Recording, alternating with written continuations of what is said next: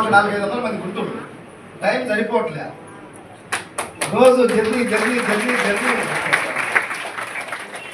ఆనందంగా అనిపిస్తా ఉంది. అందరూ బాగుంటే హ్యాపీనా కాదా? ఇంతకుముందు అందరూ బాగుండకూడదు, నేను ఒక్కనే బాగుండాలి, వీళ్ళందరూ పోవాలా. Before Vestige mind set. ఇప్పుడు వీళ్ళందరూ బాగుండాలని కోరుకుంటేనే నేను బాగుంటాను, వాళ్ళు పోతే ఆటోమేటిక్గా నేను కూడా పోతాను.